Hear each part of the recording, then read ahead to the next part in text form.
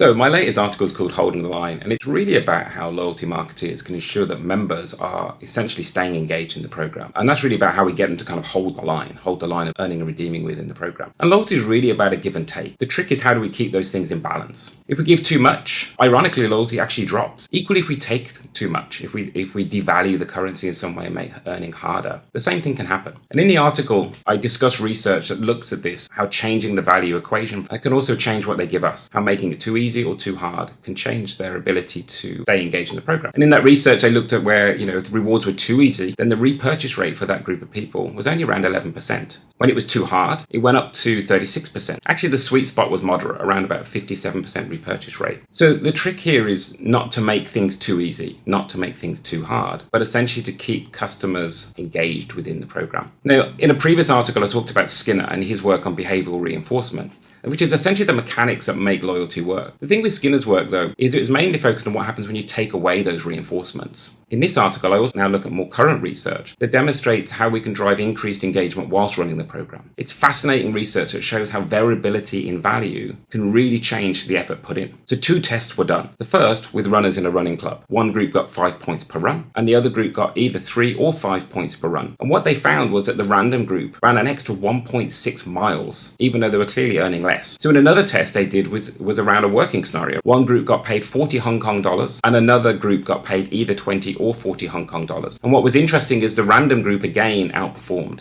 They did 13% more work for 25% less cost. So for me, this is really fascinating. I mean, we assume that as humans we're logical, but this isn't really the case. And how we design these mechanics, the complexity that we put into it, the way that we reward people, these can all impact how people ultimately react. The challenge, though, is really keeping people playing. If we leave the program as is, there's a risk that it starts to plateau. And many times we launch a loyalty program, we put in the basic mechanics of earn and burn, we do the CRM activity, and then we don't really look at the rules that underpin it. But we don't really think about how we keep customers engaged. And that is really about a concept called flow. You will see flow in video games. We all understand that the more you play that game, the more levels you do in that game, the harder the gameplay gets. That is the concept of flow. That the longer you're in something, essentially the more skill you get with playing that game, the more the game itself then needs to get harder. And its simplest, loyalty is just a game. And so we need to keep people challenged. We need to keep them playing. We need to keep them earning. We need to make sure that we're setting the bar, keeping those customers in flow. So take a read of the article. The link's below in the comments. I'd love to get your thoughts, and make sure that you stay up to date and subscribe now.